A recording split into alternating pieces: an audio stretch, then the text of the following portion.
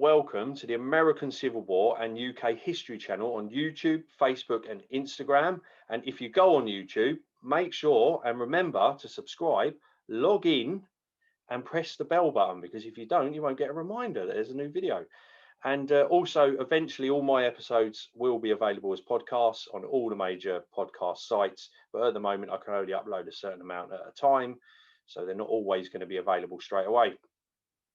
So today, we have got the pleasure of being joined by Paul, and you will know him as the voice behind the Untold Civil War podcast. So you have had more than 24,000 downloads in your first year, just over a year.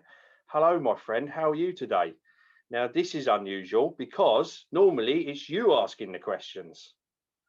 So how are you doing? Yes, the shoe is on the other foot. Thank you so much for having me, though. This is great. I've been a great fan of the project so far, so I really appreciate you having me on. No problem. So just tell everyone a little bit about yourself, really, and how you got into what you're doing. Well, essentially what ended up happening is, as a kid, my dad, big history buff, big military history buff. So growing up, he was reading to me Grant's personal memoirs. I was sitting on his lap watching Ken Burns' Civil War documentary, that sort of thing, watching the movie Gettysburg. And I think it just took off from there. I have an interest in other parts of military history and all military history, but for some reason, the Civil War is what stuck with me. I was always a big fan of Ulysses S. Grant. I've always had an interest in the 69th New York Brigade. And that really came to fruition when finally I came to New York City to go for university. I was getting my history degree here at St. John's University, and I found out that the 69th New York still lives, and it is currently a New York National Guard unit. And as Joyce Kilmer once said when he was offered a commission, he said he'd rather be a sergeant in the 69th than in any other unit as a lieutenant. So essentially, I said the same thing. I'd rather be a sergeant in the 69th in New York than in any other unit in the U.S. Army. So I immediately signed up with the 69th New York. I served 6 years with them, and it was a great experience. And it really did sort of keep propelling my love for military history, especially the Civil War. And that all culminated in starting this podcast. So that happened. I was inspired by people like Addressing Gettysburg, Battle of Gettysburg podcast, History Things with Pat, the History Things podcast, Matt Borders, all of these great big names in the Civil War storytelling community, really inspired me to start this podcast. I wanted to do something different, so I did Untold Civil War, and it's really just taken off from there, and it's been great. And that's it. The untold element is the best part about it, because you're concentrating on stuff, like you say in your intro, that is not covered in your textbooks, and if you was taught it at school. Because I don't know whether you get taught it at school anymore in America, but I mean, you don't get much of that in the UK. I mean, not American, but English Civil War doesn't get taught at all. Right.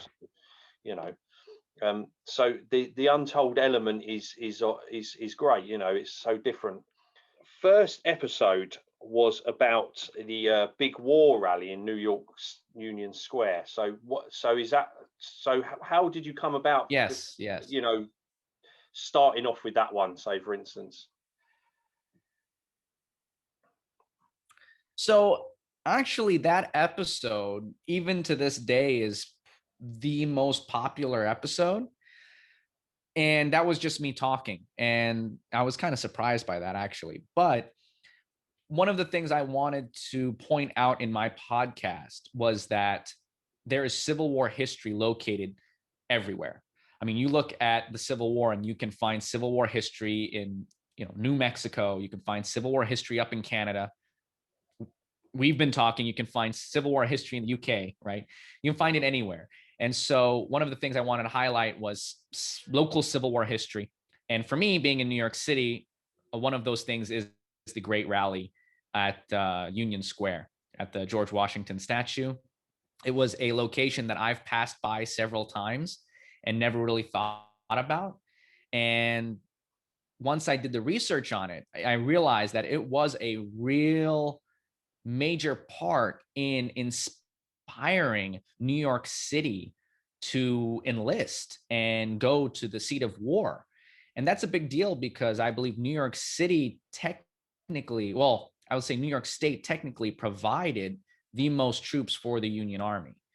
And so there's no doubt that that rally with heroes like Major Anderson, heroes like Peter Hart, one of my big heroes, personal heroes, standing there talking to the masses of New York City, inspiring them to go to the seat of war and save the Union. So that was a really cool little bit of history I thought was right there in the backyard that people taking the subway, going to work, going out for the night, pass and never think about. No, that's right. And people don't think of New York when they think of the Civil War. So also Right. there's more happening in New York during the Civil War than just that, isn't there? Because then in '63 you have the draft riots, and that goes on for Yes. about a week, is Yes. it? So is there any Yes. plaques for that, or anywhere you can go and visit something in New York for that? Well, there's a bunch of stuff. One of the main things I would say is you'll walk around New York City and you'll actually notice giant castles. And I mean, they really do look like something you might see in the UK.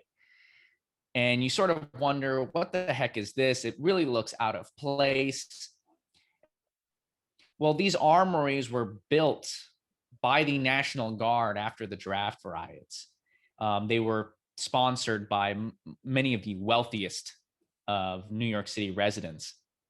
And they had survived the draft riots, never wanted it to happen again. And so they essentially made sure that the National Guard would have these fortifications in order to better defend New York City if anything like that were to happen again. And I heard a funny story as well that during this one of the riots, that the pub was still there. Everything Ah, else was burning yes. around, but the Irish pub was still standing. Yes, yes. So That's quite funny. another little area that is a great spot of history is the McSorley's Ale House.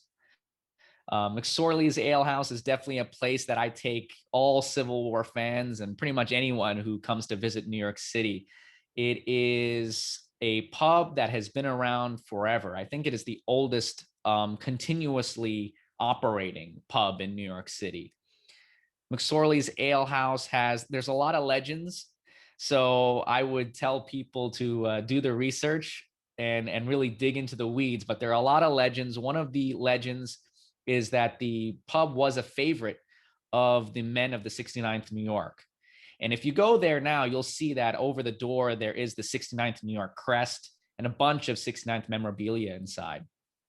But essentially, during the draft riots, when everything was burning down, all around where McSorley's Ale House was, McSorley Ale House was saved because that was the first place, supposedly, that the 69th went to defend because they did not want their pub to be burned down. And it's still there. It's still got sawdust on the floor, cash only. Only two choices, light or dark. That's it. Only serve liverwurst sandwiches. And I think women were only allowed in until the 1960s. Don't quote me on that. But it's got a lot of history. They even have a chair there that supposedly Lincoln stood on to give a speech when he was running for president. Oh, cool. That is so cool. I will definitely be visiting that place when I go. Anyway, one of my favourite episodes you did was one of your first ones, and it was with the badge maker.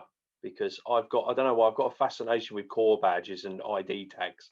So I really loved that. That was really cool. And you did a YouTube video as well, didn't you, where you sort of explained the fake ones and with him and that as well. That was quite good. Um, Yes, so Joe is a great guy. Yeah. yeah, that was great. Um, another so also yeah, so again, like I said, I always wear an ID tag. I mean, ID tags, not everyone had them, did they? But I know that some soldiers did actually buy them out of their own money. The other one was the Camel, the Camel Corps of the Confederacy. That one was really interesting. And tell us a little bit about the camel, if you can remember off the top of your head. I can't remember what his Yeah. name was now. Well, Old Douglas was the name of That's the the one, yeah. camel. And I actually got to interview Doug Baum. And Doug Baum is a really interesting guy because not only does he know about Old Douglas and the Confederate camel, he raises his own camels out there, I believe in Texas. And so he really does know camels inside out, and he knows the story inside out. I think one of the interesting things is that there have been many mascots throughout history for military units. Camel mascot in the Civil War, that is pretty unique, and it did happen.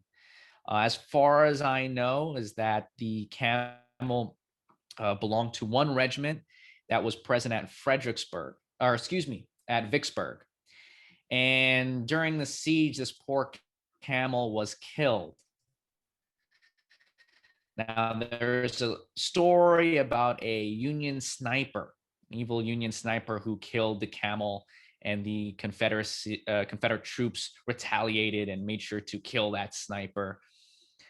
Doug Baum has shared with me that there's some speculation on that. It's a great story, but in the starving Vicksburg trenches, I'm sure a mascot like the camel may have been seen like food, and whether or not a Union sniper or a Union bullet or a Confederate bullet killed the poor camel, we do know it's in the records that the camel was served up as dinner. Oh, So yeah. very sad end for Old Douglas, but still a unique story to Very unique. You don't think the of Civil War. camels, do you? I also read something a little while ago as well that elephants were offered to the Union Army as well at one point. I'm sure of it, something like that. Absolutely, yes. Yeah. And Right, right. Elephants by the King of Siam, right. that's right. Yeah. Anyway, guys, obviously Paul's not going to tell you everything that happens because you've got to go and listen to the podcast to find out. So go and listen. Anyway, so Paul, out of all the podcasts you've done, I mean, you've done quite a lot. Which are a couple of your favourites? Favorite episodes? Yeah. Oh, man, they are all really, really great. It would be hard to pick a favorite, to be honest with you, because most of the stories that I have on the podcast are stories that I've personally found, and I end up doing the research and finding, that one guy who is the expert on this unique topic, and so really I have a personal connection to all of them because I've done the personal research to find the guy, to find the story. Some of the ones that stand out to me, off the top of my head, I would say I really thought the Hunley one went well. That one was really great, talking about the Hunley and ultimately what could have happened to the crew, which is a big mystery. And I'm a big fan of mysteries. So that was a really fun one to do. Some other ones would be the most recent one, which I thought was really well done, was the plot to burn down New York City, which was really fun. And I did that with History Boy, who's also got a YouTube channel, which is a great YouTube channel. It's got that was fun as well. Interestingly enough, I released, I should say, the First Defenders episode in January of this year. And it was a pure coincidence, I assure you, that I released it early in January of this year. And it talked about the soldiers who actually slept in the Capitol building when they first came to save Washington. Oh, wow, yeah. And then sure enough, National Guardsmen were sleeping under that very plaque later in the month. Total coincidence, but that was just a neat coincidence that I had just by airing that episode when I aired it. Yeah, that was. But I had been talking about doing an episode on that for a while. I actually recorded it the year previously, so. Okay, that's really good, mate. And of course, I really like my whiskey tastings. Yeah, those are fun. I was going to bring that up. Did you get the whiskey drunk? tastings are always a good time. Did you get drunk? Yeah. Well, probably held my own on camera, and then later on maybe it got a little loose. But Yeah. those are always a good time. There's a YouTube video for that one as well, isn't there? For people that want to go and watch Paul's YouTube channel, go and find it. It's on YouTube. So, anyway, Right, uh, right. So sorry, carry on. no, no. Just in about the YouTube is what I usually do. I try to keep them separate. I know some people will release the podcast episode on the YouTube and vice versa. Just the way I look at it, I look at what topic is good for the audio medium, and that usually goes towards my podcast. If I have something that is good for a visual medium, good for YouTube, I'll release that separately.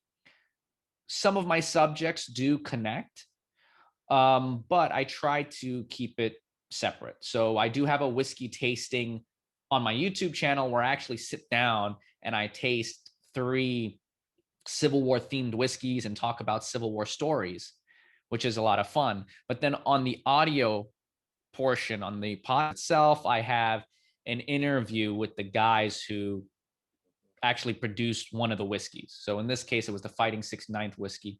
Great whiskey. Money goes to support the unit. So definitely recommend it. And I have another one coming up. I already have the whiskeys picked out for the video. And I've also already gotten distillers of one of those whiskeys for the audio portion. Oh, cool. And I was listening to something you was talking about 69th when I was listening to one of your podcasts where they were saying about a cocktail that the Irish or that regiment like to invented or something with champagne, was Yes. it? Yes. Champagne and whiskey. And well, technically, I think it was originally they were trying to get whiskey and Vichy water, which we're still not sure what that could have been. I've heard rumors that it was probably closer to seltzer, something sparkling water. Mhm. But the only thing the young private could find for Colonel Marr or General Marr was the champagne, and it was a hit, and we'll drink it in the unit. There you go. Okay. Also, so when I first started talking to Paul, he sent me a photograph, and I'm going to bring that up now. And if this works, here it is. So this is the U.S. Civil War veterans in 1917, and I'm going to explain the story. So it's a bit of a mystery that we've been trying to work out for some time. And this is a picture of, like I've just said, the London US Civil War veterans, which was taken in London in 1917 as US troops march off to World War One. And I must just add, all of those brave young men would have left from Folkestone Harbour, which is where I live at the moment, which is literally 10 minutes from my house. So literally 8 million men left from that harbour. So I would imagine a lot of those American brave souls left from there. So that's quite cool. So the man we're talking about is the Sikh man. Now, it was a little bit of a mystery. So, and he's also, by the looks of it, wearing a Medal of Honor.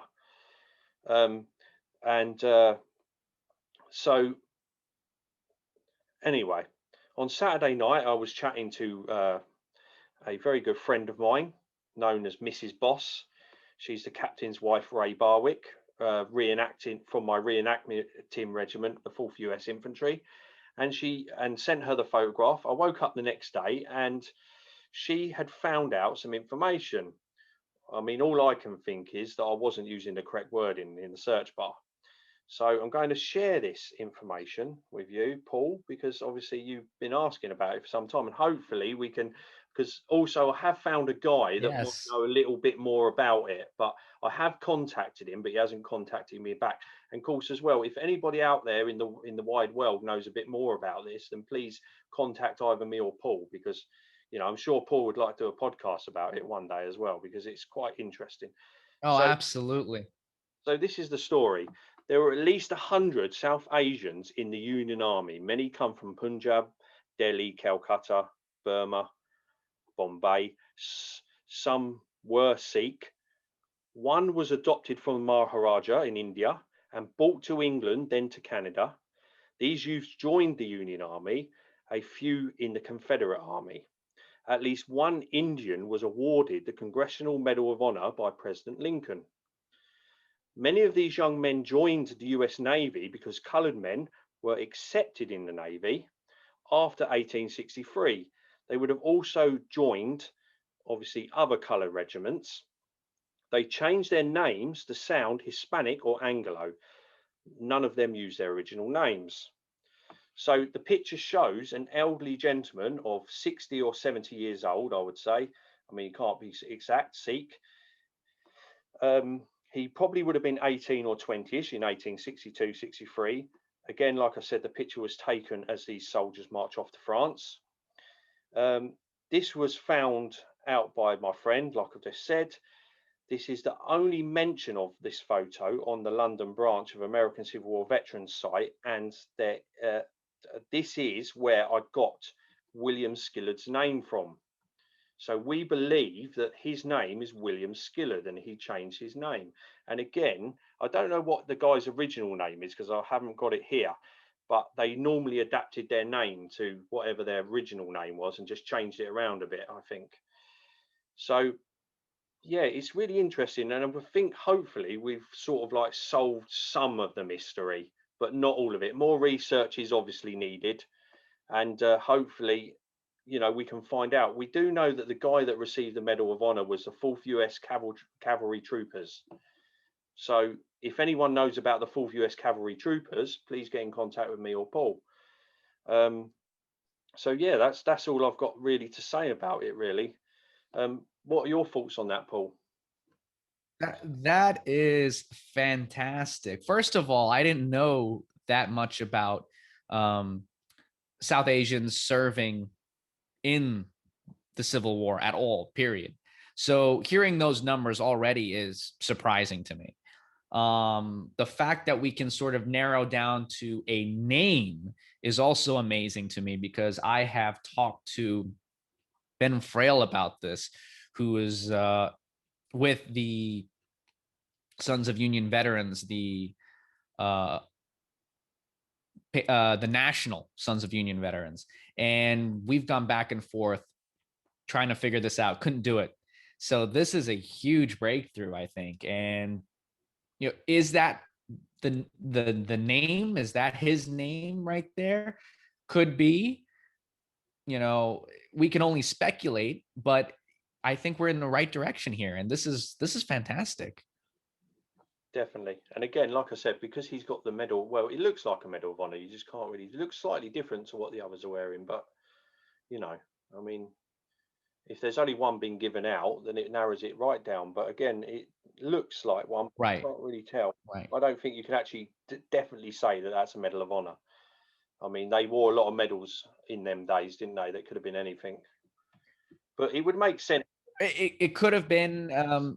They had not only did they have the Medal of Honor, but there were a lot of medals that were made privately. Yeah. Maybe not issued by the federal government, but different states had their own medals. Different units had their own medals on the regimental level on up. So, you know, is this it? Plus, we had the GAR medals, the GAR medals. So, is this a post-war medal? Is this the Medal of Honor? You know, yeah, we can only speculate. Yeah. But it is clear that he's wearing something on his chest. Could be potentially a Medal of Honor. There was an Indian who did receive the Medal of Honor. So it does align. It could potentially be him. And again, we just like, you know, rely on other people, I suppose. So if anyone knows any information, just, you know, message me or Paul. So anyway,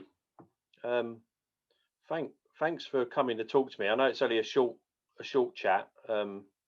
Hopefully one day we can have another chat. But Absolutely. anyway, I want to thank you, Paul, you know, for giving up your time, because I know you're quite a busy guy at the moment. And so I just want to say, if you like to listen to Paul's podcasts, then please go and find him. So he's easy to find. He's on all the major podcast sites you can imagine. And I will leave all the links below on this description of the video. I highly recommend it. It's really good. And again, like Paul said, he does slightly different stuff on YouTube to what he does on his podcast. But his podcasts are amazing. And you are what got me back into the Civil War in a way, Paul. So I want to thank you. Oh, I'm so glad. I'm very glad about that.